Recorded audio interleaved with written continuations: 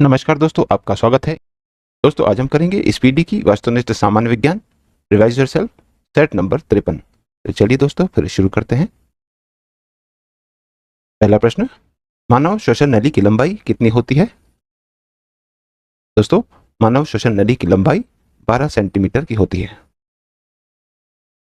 अगला प्रश्न, प्रश्न नंबर 2, मस्तिष्क का कौन सा भाग श्वसन की क्रिया पर नियंत्रण रखता है? दोस्तों, मस्तिष्क का वह भाग मेंडुला है जो श्वसन की क्रिया पर नियंत्रण रखता है। अगला प्रश्न, प्रश्न नंबर 3, मूत्र में पाया जाने वाला वर्णक कौन है? दोस्तों, मूत्र में पाए जाने वाला वर्णक यूरोक्रोम है। अगला प्रश्न, प्रश्न नंबर 4, मनुष्य में किस प्रकार का निषेचन पाया जाता है? दोस्तों, मनुष्य में अंतः निषेचन पाया जाता है। अगला प्रश्न, प्रश्न नंबर 5, मस्तिष्क में चारों ओर पाया जाने वाला आवरण क्या कहलाता है? दोस्तों, मस्तिष्क में चारों ओर पाए जाने वाला आवरण मेनिंजस कहलाता है। अगला प्रश्न, प्रश्न नंबर 6, स्मरण एवं चिंतन का कार्य मस्तिष्क का कौन सा भाग करता है? दोस्तों, स्मरण एवं चिंतन का कार्य मस्तिष्क का सेरिब्रम भाग करता है। अगला प्रश्न, प्रश्न नंबर 7, शारीरिक संतुलन हेतु मस्तिष्क का कौन सा भाग उत्तरदायी होता है? दोस्तों, शारीरिक संतुलन हेतु मस्तिष्क का सेरिबेलम भाग उत्तरदायी होता है। अगला प्रश्न, प्रश्न number 8, theory of jumping genes के प्रतिपादक कौन है? दोस्तों, थ्योरी ऑफ जंपिंग जीन्स के प्रतिपादक बारबरा मैक्लिंटॉक हैं। अगला प्रश्न, प्रश्न नंबर 9, लिंग का निर्धारण किस गुणसूत्र द्वारा होता है? दोस्तों, लिंग का निर्धारण 23वें जोड़े द्वारा होता है। अगला प्रश्न, प्रश्न नंबर 10, मानव त्वचा का रोग किस वर्णक के कारण होता है? दोस्तों, मानव त्वचा का रोग मेलेनिन वर्णक के कारण होता है। अगला प्रश्न, प्रश्न नंबर 11, त्वचा का मुख्य संघटक कौन है? दोस्तों, त्वचा का मुख्य संघटक कोलेजन है। अगला प्रश्न, प्रश्न नंबर 12, कुष्ठ रोग यानी लेप्रोसी के जीवाणु की खोज किसने की थी? दोस्तों, कुष्ठ रोग के जीवाणु की खोज हैंसेन ने की थी। अगला प्रश्न, प्रश्न नंबर 13, प्रोटीन की इकाई क्या है? दोस्तों, प्रोटीन की इकाई अमीनो अम्ल है। अगला प्रश्न, प्रश्न नंबर 14, एटीपी का निर्माण कहाँ होता है? दोस्तों, एटीपी का निर्माण माइटोकॉन्ड्रिया में होता है। दोस्तों, एटीपी का फुल फॉर्म है एडिनो ट्राइफॉस्फेट। अगला प्रश्न, प्रश्न नंबर 15, ऊर्जा का पिरामिड कैसा होता है? दोस्तों, ऊर्जा का पिरामिड सीधा होता है। अगला प्रश्न, प्रश्न नंबर 16, अम्ल वर्षा का कारण क्या है? दोस्तों, अम्ल वर्षा का कारण NO2 प्लस SO2 यानी कि नाइट्रोजन डाइऑक्साइड और सल्फर डाइऑक्साइड है। अगला प्रश्न, प्रश्न नंबर 17, हमारे शरीर के किस अंग में एंटीबॉडी बनते हैं? दोस्तों, हमारे शरीर के अस्थि मज्जा में एंटीबॉडी बनते हैं। अगला प्रश्न, प्रश्न नंबर 18, ट्रिप्सिन क्या है? दोस्तों, ट्रिप्सिन एक एंजाइम है। अगला प्रश्न, प्रश्न नंबर 19, मनुष्य के मूत्र का पीएच मान कितना होता है? दोस्तों, मनुष्य के मूत्र का पीएच मान 6 होता है। अगला प्रश्न, प्रश्न नंबर 20, क्रोमोसोम्स शब्द सर्वप्रथम किसने दिया था? दोस्तों, क्रोमोसोम्स शब्द सर्वप्रथम वॉल्डेयर ने दिया था। अगला प्रश्न, प्रश्न नंबर 21, जब बर्फ पानी में तैरती है तो उसके आयतन का कितना हिस्सा पानी के ऊपर रहता है? दोस्तों, जब बर्फ पानी में तैरती है तो उसके आयतन का 1/10वां हिस्सा पानी के ऊपर रहता है। अगला प्रश्न, प्रश्न नंबर 22, अपमार्जक मिलाने पर पानी के पृष्ठ तनाव पर क्या प्रभाव पड़ता है? दोस्तों, अपमार्जक मिलाने पर पानी का पृष्ठ तनाव घटता है। अगला प्रश्न, प्रश्न नंबर 23, ऊष्मा का सर्वोत्तम चालक कौन होता है? दोस्तों, पारा ऊष्मा का सर्वोत्तम चालक होता है। अगला प्रश्न, प्रश्न नंबर 24, जाड़े के दिनों में पेंडुलम घड़ी की स्थिति क्या हो जाती है? दोस्तों, जाड़े के दिनों में पेंडुलम की घड़ी तेज हो जाती है। अगला प्रश्न, प्रश्न नंबर 25, कैमरे की दीवार यानी शटर पर कौन सा लेंस होता है? दोस्तों, कैमरे की दीवार यानी शटर पर उभयोत्तल लेंस होता है। अगला प्रश्न, प्रश्न नंबर 26, नेत्र तंतु किस सिद्धांत पर कार्य करता है? दोस्तों, नेत्र तंतु पूर्ण आंतरिक परावर्तन के सिद्धांत पर कार्य करता है। अगला प्रश्न, प्रश्न नंबर 27, प्रकाश की गति सर्वाधिक किसमें होती है? दोस्तों, प्रकाश की गति सर्वाधिक निर्वात में होती है। अगला प्रश्न, प्रश्न नंबर 28, लेंस एवं प्रिज्म के निर्माण में कौन सा कांच प्रयुक्त होता है? दोस्तों, लेंस व प्रिज्म के निर्माण में फ्लिंट कांच प्रयुक्त होता है। अगला प्रश्न, प्रश्न नंबर 29, लेंस को रगड़ने से उसकी फोकस दूरी कैसी हो जाती है? दोस्तों, लेंस को रगड़ने से उसकी फोकस दूरी बढ़ जाती है। अगला प्रश्न, प्रश्न नंबर 30, विद्युत ऊर्जा का मात्रक क्या होता है? दोस्तों, विद्युत ऊर्जा का मात्रक किलोवाट प्रति घंटा होता है। अगला प्रश्न, प्रश्न नंबर 31, बल्ब का फिलामेंट टंगस्टन का ही क्यों होता है? दोस्तों, बल्ब का फिलामेंट टंगस्टन का ही इसलिए होता है क्योंकि इसका द्रव्यणांक उच्च होता है। अगला प्रश्न, प्रश्न नंबर 32, विद्युत बल्ब धारा के किस सिद्धांत पर कार्य करता है? दोस्तों, विद्युत बल्ब धारा के ऊष्मीय प्रभाव के सिद्धांत पर कार्य करता है। अगला प्रश्न, प्रश्न नंबर 33, साबुन के बुलबुले को यदि आवेशित कर दिया जाए तो उसकी आकृति कैसी होगी? दोस्तों, साबुन के बुलबुले को यदि आवेशित कर दिया जाए तो उसकी आकृति बढ़ेगी। अगला प्रश्न, प्रश्न नंबर 34, क्रोनोमीटर का प्रयोग किसमें किया जाता है? दोस्तों, क्रोनोमीटर का प्रयोग जलयानों में किया जाता है। अगला प्रश्न, प्रश्न नंबर 35, तत्वों के रासायनिक गुण किस पर निर्भर करते हैं? दोस्तों, तत्वों के रासायनिक गुण उसके परमाणु संख्या पर निर्भर करते हैं। अगला प्रश्न, प्रश्न नंबर 36, कुहासा यानी कि फॉग वस्तुतः किसका घोल होता है? दोस्तों, कुहासा यानी कि फॉग वस्तुतः एक गैस में द्रव का घोल होता है। अगला प्रश्न, प्रश्न नंबर 37, निलंबित कणों यानी कि सस्पेंडेड पार्टिकल का आकार कितना होता है? दोस्तों, निलंबित कणों का आकार 10⁻⁻5 सेंटीमीटर होता है। अगला प्रश्न, प्रश्न नंबर 38, कोलाइडी कणों का आकार कितना होता है? दोस्तों, कोलाइडी कणों का आकार 10⁻⁻5 से 10⁻⁻7 सेंटीमीटर का होता है। अगला प्रश्न, प्रश्न नंबर 39, पीएच का निर्धारण किसने किया था? दोस्तों, पीएच का निर्धारण सोरेनसन ने किया था। दोस्तों, पीएच यानी कि पावर ऑफ हाइड्रोजन। अगला प्रश्न, प्रश्न नंबर 40, शुद्ध जल में हाइड्रोजन आयन सांद्रण का मान कितना होता है?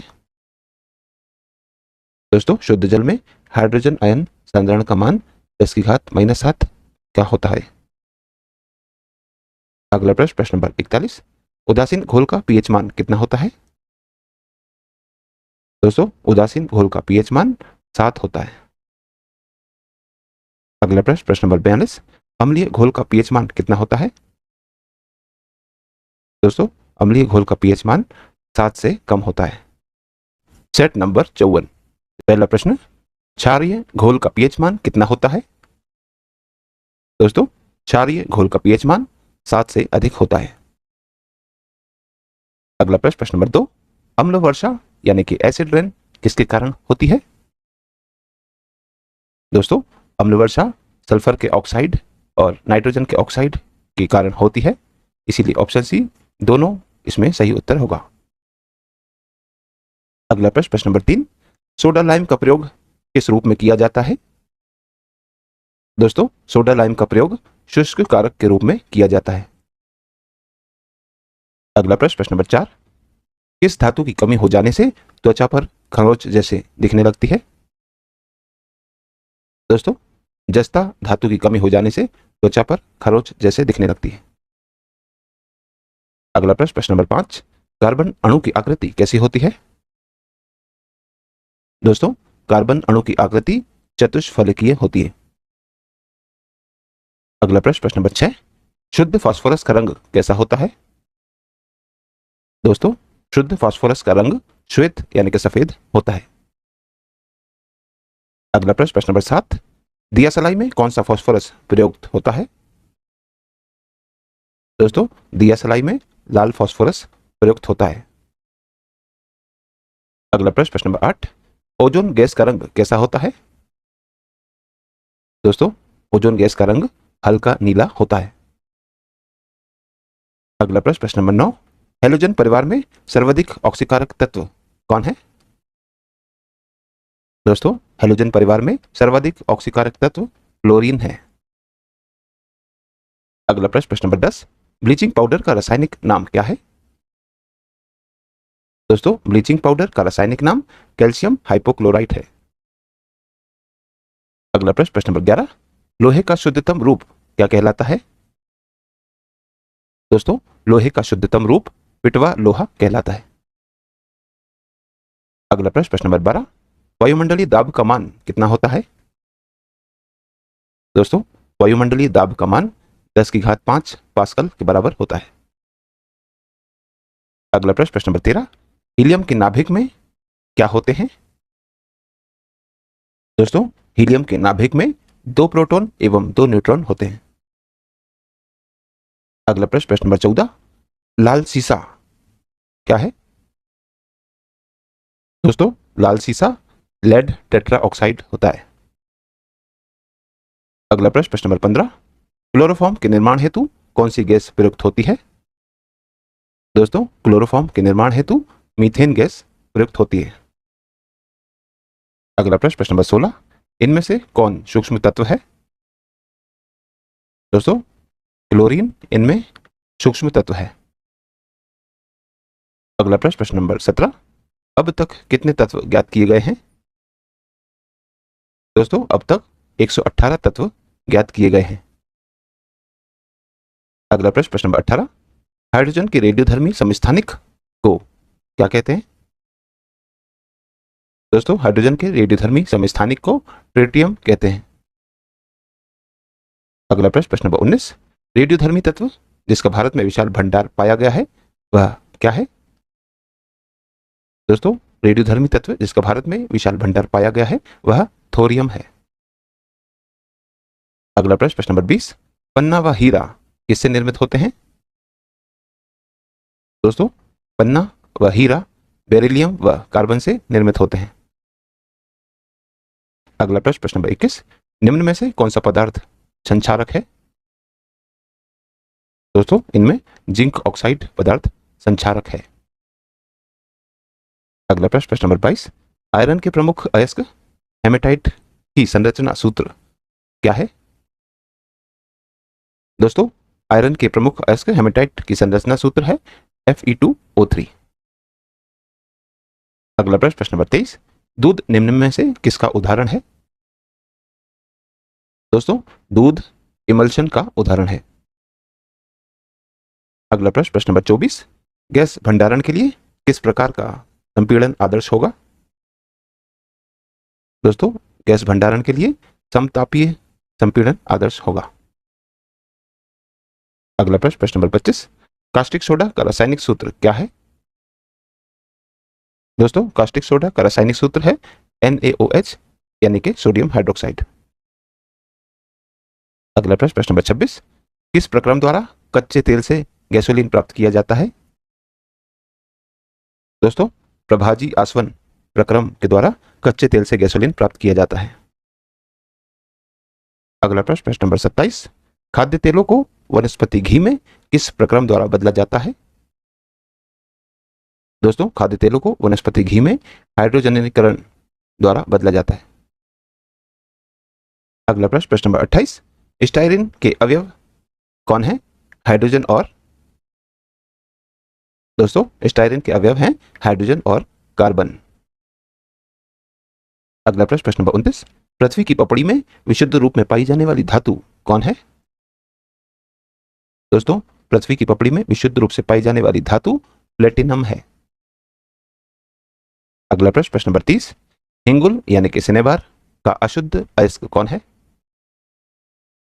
दोस्तों, हिंगुल यानी कि सिनेबार का अशुद्ध अयस्क पारा है। अगला प्रश्न, प्रश्न नंबर 31। अस्पतालों में सांस लेने वाली ऑक्सीजन नली में ऑक्सीजन और निम्नलिखित गैस में से कौन सी गैस होती है?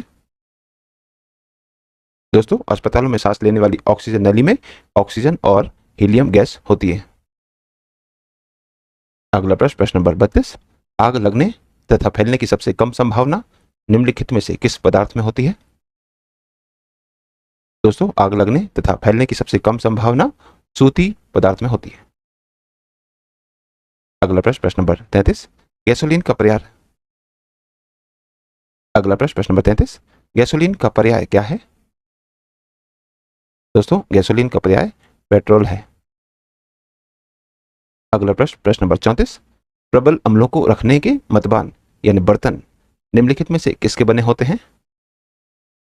दोस्तों, प्रबल अम्लों को रखने के मतबान यानी बर्तन शीशे के बने होते हैं। अगला प्रश्न, प्रश्न नंबर 35।